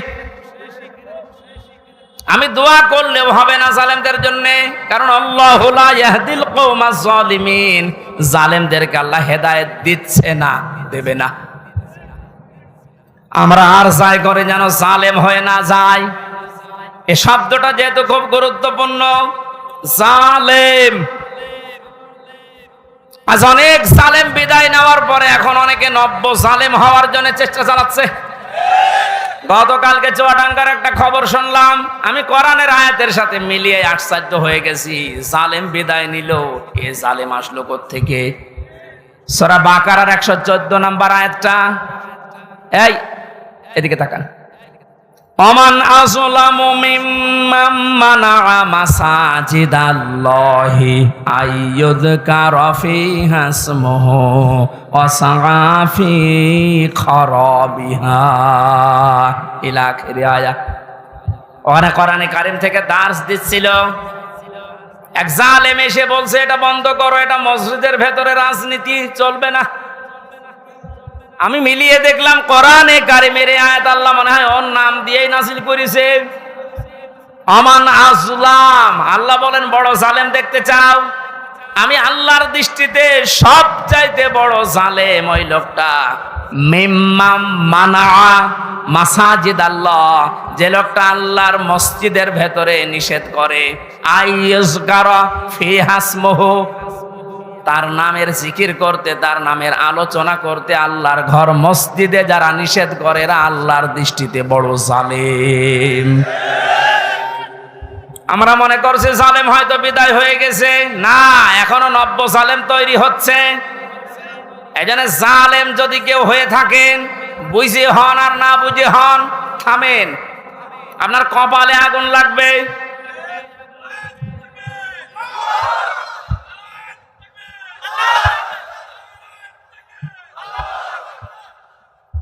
এটা সূরা শুআরার ভেতরে আছে, শেষ নাম্বার আয়াত।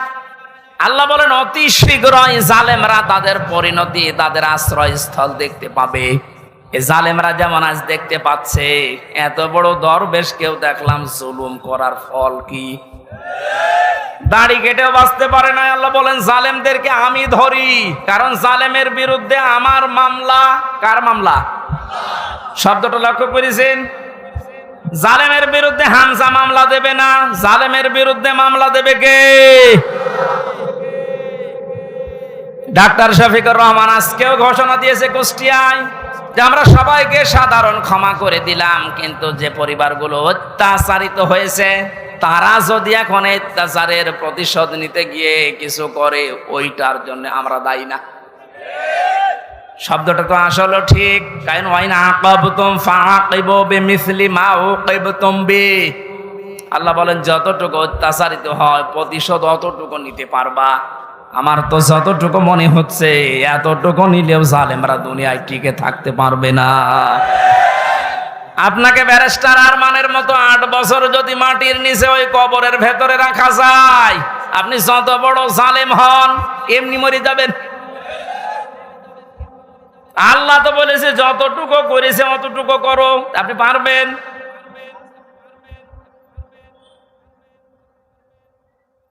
আমার উপরও যতটুকু অত্যাচার হয়েছিল, আমি চাই যাদের দ্বারা হয়েছে, যে মানুষগুলোর ইঙ্গিত হয়েছে, আমি ওই মানুষগুলোকে অতটুকু না করে ছাড় দেব না। যে যা বলে বলুক গা। এখন যত না মাফ করে দেন, না কিসের মাফ? কোন মাফ নেই আপনার কারণে। আমার ছোট মেয়েটা আমার এখনো পর্যন্ত চেনে না। দোষ করে যদি আপনি শাস্তি দিতেন আমি মেনে নিতাম, কিচ্ছু জানি না আপনি কেন আমার জীবনে এই কাজ দিলেন। আর যেভাবে রেখেছিলেন আমাকে আর মাওলানা মামুনুল হককে, কোন আলেমকে এত কষ্ট আমার বাংলাদেশে আমি আর শুনি নাই। আপনি আমার মতো একটা ছোট মানুষকে 24 ঘন্টা তালাবদ্ধ রেখে মনে হচ্ছে আমি ফাঁসির কন্ডেম ছেলে আছি, কত বড় অপরাধী। অথচ যে মামলাও দিয়েছিলেন, শাস্তি দিলেও 3 মাসের বেশি আপনি রাখতে পারেন না। এটা মূল্য চুরি মামলা। জালেমদেরকে মাফ করে দেওয়া মানে মজলুমের উপরে অবিচার করা। এক কথা বলছেন না কেন? সারা বাংলাদেশের 18 কোটি মানুষকে যদি আয়না ঘরের সাথে যারা জড়িত ছিল, সে যেই কয়জনই হোক, যারাই জড়িত এর সাথে, এদেশের 18 কোটি মানুষ যদি মাফ করে দেয়, ব্যারিস্টার আরমানের বউ মাফ করবে না? আপনি ওই জায়গায় থাকলে আপনারও মনে হয়তো না আমি মাফ করব না। আপনি যদি প্রথমেই বলে দিতেন যে তাকে আমরা মেরে ফেলেছি, মেয়েটা অন্য জায়গায় বিয়ে করতে পারতো। এক কথা বলছেন না কেন? এমন অবস্থায় রাখলেন তার বউটা বিয়েও করতে পারে না 1টা বছর। যুবতী মেয়ে এভাবে জীবন্ত যৌবন কঠিন বিষয়, আপনি টের পাচ্ছেন না। তাই এটা ঠিক রাখা কত কঠিন বিষয় উনি পার করেছেন। আপনি বলছেন মাফ করে দিন, মাফ করে দিন। মানে আপনার মেয়ে যদি হয়তো এ কথা তো দুনিয়ার বিষয় না। জালেম যারা জুলুম করছেন আজ এবং নব্য জুলুম করার জন্য যারা প্রস্তুতি নিচ্ছেন, আপনি কিন্তু নিজের কপালে আগুন লাগাচ্ছেন। আল্লাহর ঘরের ভেতরে যদি আল্লাহর নাম, আল্লাহর কোরআনের কথা কেউ বলতে নিষেধ করে, এটা দুনিয়ায় সব চাইতে বড় জালেম।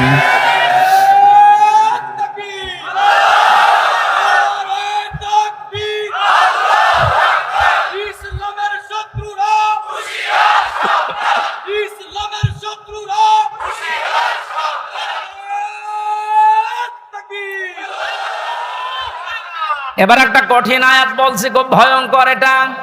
আমি যে জালেম জালেম জালেম বলছি বারবার, কেন জানেন? কারণ জালেমদের বিরুদ্ধে আল্লাহ নিজে অভিযোগ দায়ের করবেন, নিজে মামলা ঠুকে দেবেন। ইন্নামাস সাবিলু আলাল্লাযীনা ইয়াযলিমুনান নাস। সূরা শুরার 42 নম্বর আয়াত প্রথম অংশে আছে, আল্লাহ পাক বলেন অবশ্যই আমি আল্লাহ নিজে মামলা দেব জালেমের বিরুদ্ধে, যারা মানুষ হয়ে মানুষের ওপরে জুলুম করেছে, অত্যাচার করেছে। এজন্য বাংলার জালেমেরা আপনার দুনিয়ার জীবন শেষ, আর আখিরাত তো আপনি আল্লাহর মামলার আসামি। যিনি বিচারপতি, যিনি রায় দেবেন, তিনি যদি মামলার বাদী হয়, আপনি তো একেবারে সরাসরি খালাস পেয়ে যাবেন। বলেন না কেন? আমার মামলার যারা আসামি, যারা বাদী ছিল, যারা আমার মামলার যারা বাদী ছিল, তারা টাকা পয়সা বহু খেয়েছে আকিস গ্রুপের কাছ থেকে। গত পরশু দিনও আকিসের মালিক আমারে বলছে, হুজুর আপনাকে আমরা চাকরি দিয়েছিলাম আমাদের মসজিদের খতিব হিসাবে, ওই শয়তানরা আপনাকে পেছে ফেলে আমাদের কাছে কয়েক কোটি টাকা 5 তারিখের আগ পর্যন্ত নিয়েছে। যদি 5 তারিখ না আসতো, ওরা এখনো টাকা নিত। আমার মামলার আয়োজক লোকটা মেজানুর রহমান, টেকের হাটে বাড়ি। আমার মনে হয় ওরে পেলে পিটিয়ে মানুষ জনগণ মেরে ফেলবে। আর বাকিগুলোর নাম একবার বলেছিলাম ওই কুষ্টিয়ার এক মাহফিলে, তারা পরের দিন বলছো, হুজুর আর নাম বললেন না, কিছু হলে কিন্তু আমরা মারা পড়ে যাব। এমন ভয় আছে জালেমরা, দেখেন। তবে এই যে লোকটা, এই লোকটা 5 তারিখের আগের দিন 4 তারিখ রাত্রে টাকা নিয়েছে। এ মামলার আয়ুটা ও এখন নাই, থেমে গেছে। আমার মনে হয় 5 তারিখ বাংলাদেশে না আসলেও শয়তান এখনো টাকা নিত।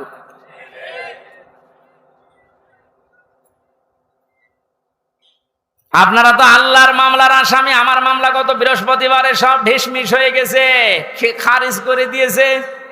বিচারপতি দেখে বলছে এটা মামলা হইলো, অথচ ওই বিচারপতি 5 তারিখের আগে বলতো এটা কিছু করা যাবে না। 5 তারিখের পরে এখন এই বৃহস্পতিবারে ও নিজে দেখে বলছে কি বিচার করব, কোনো মাল নেই। অনেক নিজে পড়ে পড়ে দেখছে, বলছে কোনো মাল ম্যাটারেস নেই, কি দেখে বিচার করব, যা সব বাদ। আমাদের সবাইকে খালাস দিয়ে দিয়েছে। এই যে খালাসি যখন দিয়ে দেবেন, 3 বছর আপনি বিনা কারণে জেল খাটালেন, কোন কারণে? খালাস দেওয়া মানে কি? কোনো অপরাধ নেই, কোনো দোষ আমরা পাইনি নাকি? খালাস দেওয়া মানে তো এই, তাহলে দোষ তো আমার নেই, আপনি নিজেই প্রমাণ করে দিলেন। বিনা কারণে যে 3টা বছর নষ্ট করলেন। গতকালকে একজন মুসলমান হয়েছে পরশুদিন। আমার মনে হয় 3টা বছরে যদি আমি বাইরে থাকতাম, এই 20 সালের আগ পর্যন্ত 53 জন মানুষ মুসলমান হয়েছিল কোরআন শোনার পর। বের হয়ে একজন হয়ে গেল। 3 বছর থাকলে আমার মনে হয় এখনো পর্যন্ত 50 জনের উপরে মানুষকে আমি জান্নাতে নিতে পারতাম। আপনি সুযোগ থেকে বঞ্চিত করে দিলেন। এজন্য জালেম যারা, তারা হামজার মামলার আসামি না। হামজার মামলার আসামি তো হবে নেই, কিয়ামতে আমি না পাপ করলে আপনি জান্নাত যেতে পারবেন না। আর সব চাইতে বড় দুঃখ আপনার জন্য, আপনি আল্লাহর মামলার আসামি। আল্লাহ আমাদের হেফাজত করুন জালেম হওয়া থেকে, বলেন আমিন। আমির জামাত শুধু একবার একটু ইঙ্গিত দিয়েছে, এক জালিমের হাত থেকে মুক্তি পেয়েছি, আর কোন জালিম যেন আমাদের মাথার উপরে বসতে না পারে। আর অনেকের এখন দেখছি চুলকানি আরম্ভ হয়ে গেছে। কোন কারণ আপনার চুলকানি আসবে? আপনি কি জালেম? তার মানে আপনি নিজের থেকেই মনে মনে ভাবছেন যে আমি এগুলো করছি, সামনেও করব, আপনিও জালেম। ঠাকুর ঘরে কে রে? আমি তো কলা খাই। অনেকে আপনার নাম বলে বলেছে? বলেন কোন কারণে নিজের দিকে টেনে নেন?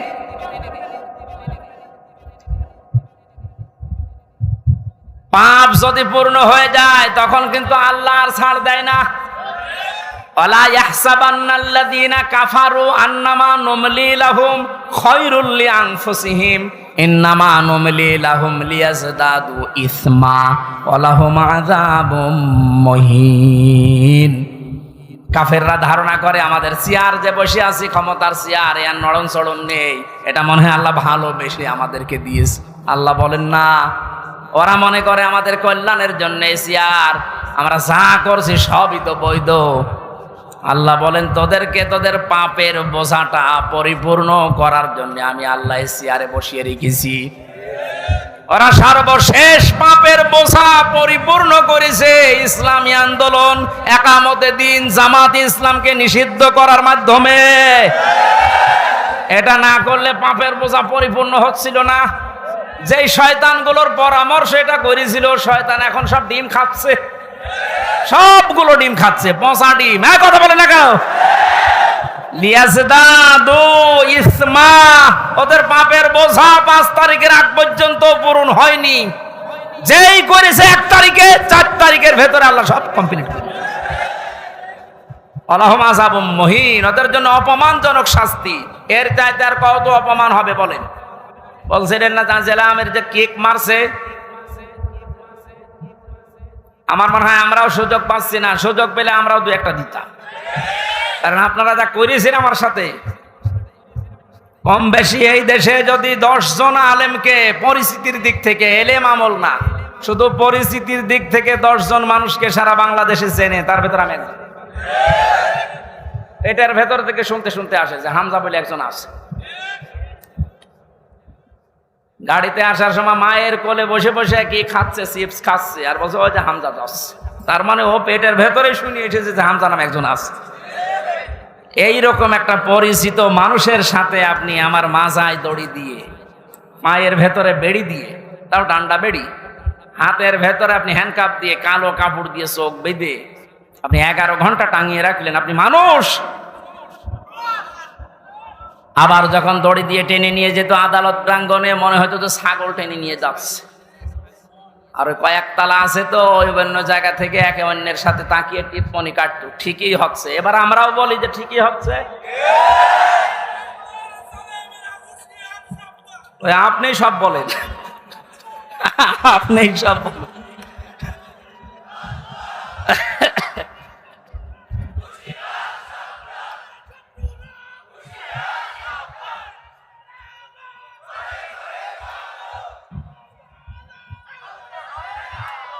আলহামদুলিল্লাহ ভাই,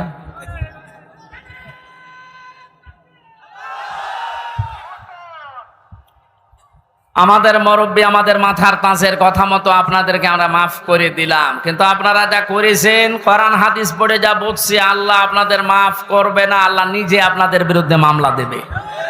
এখানে জালেম যারা এবং জালেম এখন যারা নতুন করে হচ্ছেন, আপনারা আল্লাহর মামলার কেসের আসামি। খুব গুরুত্বপূর্ণ বিষয়, এটা খেয়াল করে জীবন চালাবেন। যে মানুষগুলোর আত্মার মাগফিরাত এবং রূহের আহত মানুষদের সুস্থতায় কামনায় তাফসির মাহফিলের আয়োজনে, বিশাল আয়োজনে যারা আঞ্জাম দিয়েছে, যারাই খেদমত করেছে এত বড়, আল্লাহ প্রত্যেককেই তাদের মনের কামনা বাসনা পূরণ করুন। আমরা বারবার বলছি, আমরা কিন্তু এখনো পর্যন্ত বিজয় অর্জন করতে পারি নাই, আমরা শুধুমাত্র স্বাধীন হয়েছি কেবল। আমরা জুলুম মুক্ত হয়েছি, এখনো পুরোপুরি না, ষড়যন্ত্র তো থেমে নেই। এই জন্য আসল বিজয় হবে তখন যখন দেখব কোরআনে কারিম দিয়ে 56,000 বর্গ মাইল চলছে। কারণ এই দেশটায় 53 বছরে বাবা চালিয়েছে, স্বামী চালিয়েছে, চাচা চালিয়েছে, বুবু চালিয়েছে, ভাবি চালিয়েছে, সবই আমি না দেখিয়ে মুরব্বীরা দেখিয়েছে।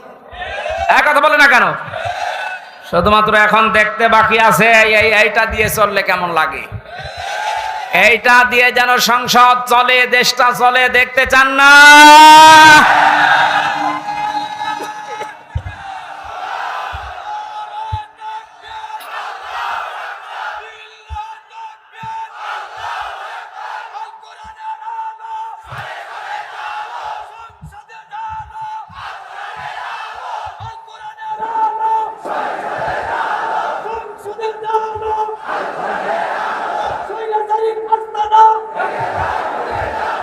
আলহামদুলিল্লাহ। অনেককে এখন এই নতুন একটা পায়তারা আজ 2 দিন থেকে শুনছি আরম্ভ করেছে যে ইসলাম যদি যায়, এরা ভুলভাল আপনাদেরকে বোঝাচ্ছে, যদি ইসলাম যায় মেয়েরা আপনারা কিন্তু আবার ঘরবন্দি হয়ে যাবেন। এই জুজুর ভয় দেখিয়ে লাভ নেই, মেয়েরা এখন বুঝতেছে। আপনি স্ট্যাটাস গুলো পড়েন ফেসবুকে, অধিকাংশ মেয়েরা এখন বলতে চাচ্ছে ইসলাম আসলে আমরা মায়ের কোলে থাকবো। আমিরে জামাত ঘোষণা দিয়েছে যদি আল্লাহ আমাদেরকে কবুল করেন, মেয়েরা যে নিরাপত্তা পাবে কিয়ামত পর্যন্ত এই দেশের মেয়েরা ভুলতে পারবে না যে আবার কোরআন বাদে অন্য কিছু আসুক। আমরা ওইটা দেখাতে চাই, দেখাবো ইনশাআল্লাহ। কোরআনের সূরা শূরা, শূরা মানে সংসদ, শূরা মানে কি? যেহেতু সংসদ নির্বাচন সামনে আসছে, সংসদ নির্বাচন করার জন্য যে 7টা পদ্ধতি আছে, 7টা গুণ দেখে দেখে নেতা নির্বাচন করা যায়, ওই কথাগুলো আল্লাহ সূরা শূরার ভেতরে দিয়েছেন। আমরা মাত্র একটা আয়াত পড়েছি, আয়াতের নাম্বারও 7। কত? আমরা সবকিছু বাদ দিয়ে সরাসরি কোরআনের এই আয়াতে যাচ্ছি। আল্লাহ পাক বলেন ওয়াকাযালিকা আওহাইনা ইলাইকা, আমি এইভাবেই করে এই হে নবী আপনার প্রতি ওহী নাজিল করেছি। এই আয়াত নাজিল করা দেখে বোঝা যাচ্ছে এর আগেও আল্লাহ বিভিন্ন নবীদের উপরে ওহী দিয়েছিলেন, নাকি ধারাবাহিকতায় বিশ্ব নবীও পেয়েছেন। আল্লাহর নবীকে আল্লাহ যেটা দিলেন কোরআনান আরাবিয়্যা, নবীকে যে আল্লাহ ওহী দিয়েছেন তার নাম আরবি কোরআন। কি কোরআন? এই ভাষাটা যেহেতু আমাদের মাতৃভাষা না, এই জন্য আমাদের কাছে একটু কঠিন লাগে, কিন্তু পৃথিবীতে সবচাইতে সহজ ভাষা আল্লাহ জানিয়েছেন আরবি ভাষা। ওহী যেহেতু কোরআনে কারীম আরবি ভাষায় এসেছে, মুসলমানেরা আমাদেরকে এখন ইমানের দাবি অনুযায়ী আরবি ভাষায় শুদ্ধ করে কোরআন শিখতেই হবে, মাস্ট বি। আমি অনেক পীর সাহেবের মুরিদ, অনেক ইসলামী আন্দোলনের ভাইদেরকেও দেখেছি কোরআনে কারীমের কাছে যে ওরা দুর্বল, শুদ্ধ করে কোরআন পড়া বোঝার যে সিস্টেমগুলো চালু আছে, এটা 100 ভাগ এখন আমাদের ফলো করা লাগবে। আমি যতটুকু দেখতেছি প্র্যাকটিক্যাল লাইফে যে রিপোর্টগুলো পূরণ করা হয়, প্রতিদিন 3 আয়াত 5 আয়াত 10 আয়াত আপনি যা পড়বেন শুদ্ধ করে পড়বেন, বুঝবেন এবং এটা লিখে রাখবেন। এই সিস্টেম যদি কেউ 4 মাস 6 মাস 1 বছর পালন করতে পারে, আস্তে আস্তে তার শুদ্ধ হয়ে যাবে। আর এটা হওয়ার জন্য দেশে একটা বিশ্ববিদ্যালয় আছে, তার নাম জামাতে ইসলামী। আমি অন্য কোন জায়গায় এসে সিলেবাসটা পাইনি।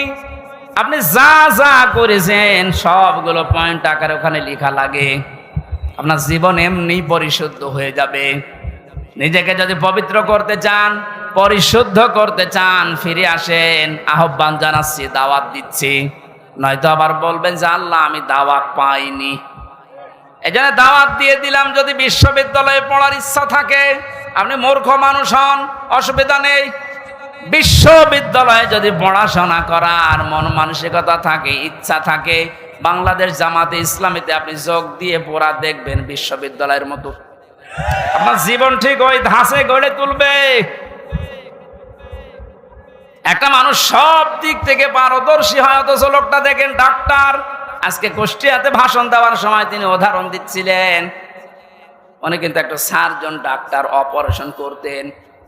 তার মানে ডাক্তারি লাইনে উনি সর্বোচ্চ, কোরআনে কারিমের লাইনে তো আমি নিজে দেখেছি তার জ্ঞানের বহর এবং শুদ্ধ। হাদিসের লাইনে উনি পাণ্ডিত্য অর্জন করেছে অনেক আমাদের মতো হাজারো আলেমের চাইতেও বেশি। ইংরেজিতে বক্তব্য দিচ্ছে, অনেকে আছে ইংরেজি বক্তব্য দূরের কথা, ইংরেজির নাম শুনলে ভয় পায়। কথা বলছে না কেন? চারিদিক থেকে জ্ঞান অর্জন করার জন্য লোকটাকে যে জায়গা থেকে তুলে নিয়ে এসেছিল আল্লাহ, ওখানে যদি এতদিন থাকতেন বড় নাস্তিক হয়ে যেতেন ইনুর মতো। সেখান থেকে আল্লাহ তুলে এনে কত বড় দায়িত্ব দিয়েছে তার মাথার উপরে। এই জন্য এই বিশ্ববিদ্যালয়ে আপনিও ভর্তি হতে পারেন, এখনো সুযোগ সময় আছে। আপনাকে আমরা জান্নাতে নিয়ে যেতে চাই বিশ্ববিদ্যালয়ে ভর্তি হওয়ার মাধ্যমে। সাফ কথা বলছি, জীবনে গুনাহগার যদি হয়ে থাকেন, গুনাহ অল্প স্বল্প যাই থাক, যদি একামতের দিন কায়েম করা লাগবে দিন, এই আন্দোলনের সাথে একনিষ্ঠভাবে ইখলাসের সাথে লেগে থাকতে পারেন, আমি কোরআন হাতে নিয়ে গ্যারান্টি দিতে পারি আল্লাহ আপনাকে জাহান্নামে দেবে না।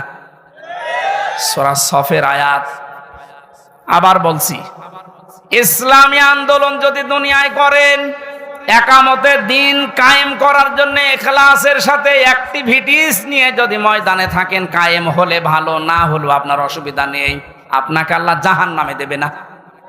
হ্যাঁ, জান্নাতেও দেবে না কয়েকটা কারণে। তার ভেতরে এক নাম্বার, আপনি যদি মা বাবার সাথে বিয়াদবি করে থাকেন জান্নাত পাবেন না। আর এই বিশ্ববিদ্যালয়ে আসলে মা বাবার সাথে বিয়াদবি করার কোনো রাস্তা খোলা নেই। সবগুলো একেবারে ট্রেনিং দিয়ে দিয়ে ওই পর্যায়ে নিয়ে যাওয়া হয়। মানুষের মতো মানুষ হওয়ার জন্যে, দেশ প্রেমিক মানুষ হওয়ার জন্যে এই দেশে ওপেন বলছি, ইসলামী ছাত্র শিবির ছাড়া কোনো রাস্তা খোলা নেই। আপনি যদি চ্যালেঞ্জ দিতে চান, নিয়ে আসেন অন্য সংগঠনগুলো, আমি একটা শিবিরের ছেলেকে নিয়ে যাব, তামাম দুনিয়া সব নিয়ে আসেন। 100 ভাগ না হলে আমি 99 ভাগ গ্যারান্টি দিতে পারি। ওদের চরিত্র যদি 100 ভাগের 10 ভাগ ঠিক হয়, এর চরিত্র 100 ভাগের 70 ভাগ ঠিক থাকবে। আল্লাহ রাব্বুল আলামিন কোরআনে কারীমকে যেহেতু ওহী হিসাবে আরবি ভাষায় দিয়েছেন, এখানে শুনলাম একটা মাদ্রাসা আছে, আমি যে বাড়িতে ছিলাম তিনি বলছিলেন আপনাদের একটা সুযোগ আছে আল্লাহর এই ওহীকে শিক্ষা করার জন্য, এরকম মাদ্রাসায় আপনি ভর্তি হয়ে যান যে বয়সে থাকেন। কোরআন শুদ্ধ করা ছাড়া, কোরআন পড়া ছাড়া আল্লাহর নিকটবর্তী হওয়া যাবে না। ইমাম মালিক বলেছিলেন, মাবুদ তোমার প্রিয় হওয়া যায় কিভাবে? 100 বার তিনি আল্লাহকে স্বপ্ন দেখে একই কথা বলেছিলেন যে তোমার প্রিয় হওয়া যায় কি করে? আল্লাহ পাক বলেন, ইমাম মালিক কোরআন পড়ো, কোরআন পড়ো। উনি বারবার প্রশ্ন করতেন, আল্লাহ বুঝে পড়বো না বুঝে পড়বো? আল্লাহ পাক বারবার জবাব দিয়েছেন, বুঝে পড়ো না বুঝে পড়ো, শুদ্ধ করে পড়ো, তার তিলের সাথে পড়ো, আমি আল্লাহর প্রিয় পাত্র হয়ে যাবে। এজন্য আমরা যেহেতু মালিকের প্রিয় হতে চাই, এজন্য আমাদের শুদ্ধ করে মাস্ট বিয়েটা পড়া শেখাই লাগবে। আল্লাহ রাব্বুল আলামিন এর পরে বলেন, লিতুনযিরা উম্মাল কুরা ওয়া মান হাওলাহা। হে নবী, এই কোরআন দিয়ে আপনি মক্কার এবং মক্কার আশেপাশে যা আছে, এই আশপাশ বলতে তামাম দুনিয়া বুঝিয়েছেন আল্লাহ। তাফসীর ইবনে কাসিরে লিখেছে, ওমান হাওলাহা মানে সমগ্র পৃথিবী। সুতরাং এখন নবী নেই, উনি থাকলে এই কাজটা করতেন। সৌদি আরব থেকে বাংলাদেশে এসে আপনাদেরকে সতর্ক করতেন। এই সতর্ক বাণী পড়া কোরআন শরীফে আছে 500টা। কয়টা? সবচাইতে বেশি যেই বিষয়টা দিয়ে মানুষ সতর্ক হতে পারে তার নাম কিয়ামত। কারণ এইটার জবাবদিহিতা যতদিন পর্যন্ত আপনি উপলব্ধি করতে না পাবেন যে কিয়ামত হবে, আল্লাহ বলেন, তুনজিরা ইয়াউমাল জামিউ লা রাইবা ফি, ওই দিন সম্পর্কে সতর্ক করো যেদিন সম্পর্কে কোনো সন্দেহ নেই, সন্দেহের অবকাশ পর্যন্ত নেই। মানুষের জীবন পরিচ্ছন্ন হওয়ার জন্য 8টা মাধ্যম আছে, তার 1 নাম্বার মাধ্যম এইটা যে যত বেশি জবাব দিতে হবে, আল্লাহর দরবারে দাঁড়াতে হবে, এরকম টেন্ডেন্সি যত বেশি তৈরি করবে তার জীবন তত বেশি পরিচ্ছন্ন হবে। খলিফাতুল মুসলিমিন হযরত আবু বকর সিদ্দিক রাদিয়াল্লাহু তাআলা আনহুকে তার স্ত্রী উম্মে রোমানা ডাক দিয়ে বললেন, স্বামী আমার, বাইতুল মালে যিনি দায়িত্বে আছে খাজানচিতে, অর্থমন্ত্রীকে আপনি বলেন আগামী মাস থেকে যেন আগামী মাসের যে বেতন আছে ওটা যেন অ্যাডভান্স আমাদেরকে দিয়ে দেয়। উনি বললেন, কেন? ছেলে আপনার পায়েস খেতে চেয়েছে, পায়েসের টাকা আমাদের কাছে নেই। চলে গেলেন বাইতুল মালে, ডাক দিয়ে বললেন আমার কিছু টাকা পয়সা লাগবে, যেহেতু এ মাসের টাকা আমি নিয়েছি, আগাম মাসের টাকা আমার অ্যাডভান্স দিয়ে দেন। বাইতুল মালে যিনি দায়িত্বে ছিলেন তিনিও ওই রকমই তেল মারা মানুষ না। তিনি ডাক দিয়ে বললেন, খলিফা টাকা আমি আপনাকে আগাম মাসের দিতে পারি, আপনি আগামী মাস পর্যন্ত বেঁচে থাকবেন, ওইটা লিখে দেন। উনি বলছে টাকা আমার লাগবে না। বাড়িতে যে স্ত্রীকে বলছে, স্ত্রী আমি পারলাম না, আমাকে এই কথা শুনিয়েছে। স্ত্রী ধৈর্যশীল ছিলেন, ধৈর্যশীলা বললেন ঠিক আছে, আপনি যখন পারলেন না, যেভাবে চলছে সংসার চলতে দেন। 15 দিন পর তিনি পায়েস রান্না করে দিয়েছে। হযরতে আবু বকর বললেন, স্ত্রী পেলে কোথায়? আপনাকে বলেছিলাম, আপনি তো অপারগতা প্রকাশ করলেন, আপনি পারেননি। আমি প্রতিদিন 1 মণ 1.5 মণ করে তুলে রাখতাম এই আটা চাউল যাই বলেন। এই 15 দিন তুলতে তুলতে প্রায় 2 কেজি হয়ে গেছে। ওটা পাশের বাড়িতে বিক্রি করে আমি আজকে এই পায়েসের ব্যবস্থা করেছি, কোনো উল্টাপাল্টা কাজ করিনি। উনি বললেন ঠিক আছে, সন্তান আব্দুল্লাহ ভালো করে খাও। দৌড় দিয়ে চলে গেলেন বাইতুল মালের খাজানচির কাছে, বললেন বাইতুল মালের দায়িত্বে আছো, অর্থমন্ত্রী, আগামী মাস থেকে আমার বেতন যদি 12,000 টাকা দিতে থাকো তো 2,000 টাকা কম দিও। কেন? কারণ 10,000 টাকা হলেও আমার সংসার চলে, এটা আমি দেখেছি। আমার মনে হচ্ছে এই যে কিয়ামতের জবাব দিতে হবে, টেন্ডেন্সি তার ভেতরে কোন পর্যায়ে ছিল আপনি বলেন। আর 1628 জন মানুষ দায়িত্বে আছে, দায়িত্বে যে সরকার আছে থাক, এর এই 1628 জন মানুষ শুধু এখন যদি আবু বকরের মতো এই চিন্তা নিয়ে দেশটা চালায়, আমার মনে হচ্ছে 16 ঘন্টায় এই দেশটা একেবারে রোল মডেল হয়ে যাবে। এতদিন যারা রোল মডেল করেছিল, কি মডেল দেখিয়েছেন আপনি? কি মডেল দেখিয়েছেন? এটা একটা জরিপ পেলাম আজকে, এটা শোনালে আপনার মাথা খারাপ হয়ে যাবে। অবশ্য চাক 2009 সালে পিলখানার নির্মম হত্যাকাণ্ড, আমার সাথে 1500 জন মানুষের, তার ভেতরে আমার মনে হয় 900 মানুষকে তো আমি পরিচয় করেছিলাম বিডিআর বিদ্রোহের নাম দিয়ে। এই 14-15 বছর বেকার তারা জেল খাটতেছে, কিচ্ছু জানে না, এমনও মানুষ আছে। পঞ্চগড়ে এক মুরব্বীর সাথে পরিচয় ছিল, বলছে আমি রিটায়ার্ড করবার 1 মাস পরে, অথচ 15 বছর 14 বছর আমি জেলে আছি। 2013 সালে হেফাজতের কর্মীদের শাপলা চত্বরে যে নির্মম হত্যাকাণ্ড, 2014 সালে একক নির্বাচন, 2018 সালে কোটা আন্দোলনকারীদের নির্মম নির্যাতন, 2018 সালে নিরাপদ সড়ক আন্দোলনকারীদের নির্মম নির্যাতন, 2018 সালের নির্বাচনী গায়েবী ভোট, বিরোধী দলীয় নেতা কর্মীকে গুম, খুন, হত্যা এবং আয়নাঘর, 11 লক্ষ কোটি টাকা বিদেশে পাচার, তার ভেতরে এক দরবেশী 36,000 কোটি টাকা, এটা 11 লক্ষ কোটি। দলীয় প্রয়োজনে পুলিশকে ব্যবহার, বাক স্বাধীনতা কেড়ে নেওয়া, সর্বশেষ 2024 সালে কোটা আন্দোলনের নামে গণহত্যা। এর একটা অস্বীকার করতে পারবেন? আমি দেয়নি, বিবিসি দিয়েছে জরিপটা।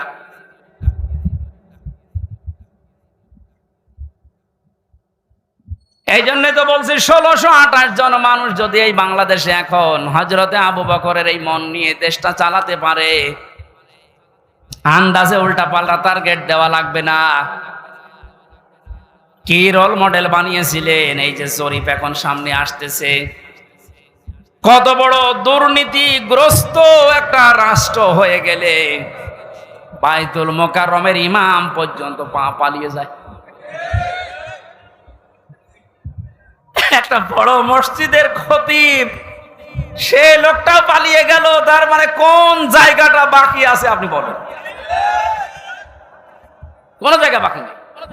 একটা মসজিদের খতিব যদি পালিয়ে যায়, আসলটা তো পালিয়েছে, মসজিদের খতিব পালিয়েছে, তার মানে তামাম দুনিয়া দেখেছে যে আপনি কোন পর্যায়ে দুর্নীতিকে নিয়ে গিয়েছিলেন।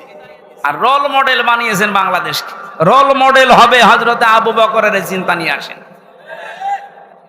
যে আমার 8,000 10,000 টাকা হলে মাস চলে যায়, অর্থমন্ত্রী আগামী মাস থেকে তুমি 2,000 কম দিও। কিয়ামতে জবাব দিতে হবে। বিশ্বাস যত বেশি তৈরি হবে আপনার জীবন পরিচ্ছন্ন হবে। ফারিকুন ফিল জান্নাতি ওয়া ফারিকুন ফিস সাঈর। একদল মানুষকে আল্লাহ জান্নাতে প্রবেশ করাবে, একদল মানুষকে জাহান্নামে দেবে। সুতরাং যাদেরকে জান্নাতে দেওয়ার ঘোষণা দিচ্ছেন, আল্লাহ যেন এই দলে শামিল হওয়ার তৌফিক দেন। আমিন, আল্লাহুম্মা আমিন। লা ইলাহা ইল্লা আনতা সুবহানাক ইন্নী কুনতু মিনাজ জালিমিন। ও মাবুদ, কোরআনে কারিমের কথাগুলো শোনার জন্য মানুষগুলো এত পাগল, এদের ওপরে তোমার খাস রহমত নাজিল করে আল্লাহ। ইয়া জনে যদি খুশি হয়ে সব দিয়ে থাকো, আমাদের নবীজির রওজায় পৌঁছিয়ে দাও। তামাম দুনিয়ার মাঠের নিচে যত মানুষ ঘুমিয়ে গেল, আল্লাহ মাফ করে দাও। যে সমস্ত শহীদদের আত্মার মাগফিরাত এবং অসুস্থ মানুষদের সুস্থতায় কামনায় এই মাহফিলের আয়োজন, আল্লাহ তুমি সব দেখতে পাচ্ছ, সব শুনতে পাচ্ছ। ওদেরকে তুমি শাহাদতের উচ্চ মর্যাদা দান করো।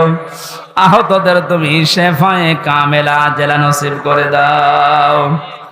এ বাংলাদেশে আমরা স্বপ্ন দেখি কোরআন দিয়ে চলবে। আল্লাহ, আমাদের কোনো স্বপ্ন নেই। এটা আমাদের রাজনীতিও না, এটা তোমার নীতি। যেহেতু তুমি জানিয়েছো কোরআনে কারিম দিয়েছি রাষ্ট্র চালাতে, আমরা এইটা চাই তুমি চোখে দেখার তৌফিক দাও। যা করা লাগে আমরা তোমার হাতে দিলাম। আল্লাহুম্মা ইন্না নাজআলুকা ফি নুহুরিহিম ওয়া নাউযু বিকা মিন শুরুরিহিম। মুসাফির অবস্থায় আছি, অসুস্থ অবস্থায় আছি, মাজলুম অবস্থায় আছি, আল্লাহ তুমি আমাদের মোনাজাত কবুল করো। জীবনে কিচ্ছু চাই না আমাদের নিজেদের জন্য, শুধু এইটা চর্মচোখে দেখতে চাই যে কোরআন দিয়ে দেশটা চলছে। মা বোনেরা পর্দায় আছে, পর্দায় থাকার তৌফিক দাও।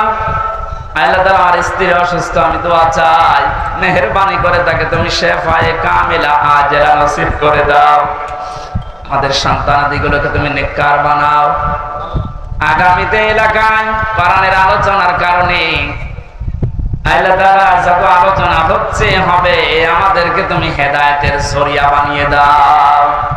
মাটির নিচে যত মানুষ আছে এলাকায়, প্রত্যেককে কবরে তুমি জান্নাত দান করো। আল্লাহ, শেষ কথা বলি, জালেমদেরকে কিয়ামতের আগে তুমি আর চেয়ারে বসিও না। বারাকাল্লাহু লানা ওয়া লাকুম ফিল কোরআনিল আযীম। মরণ আসলেই যেন বলতে পারি লা ইলাহা ইল্লাল্লাহু মুহাম্মাদুর রাসূলুল্লাহ।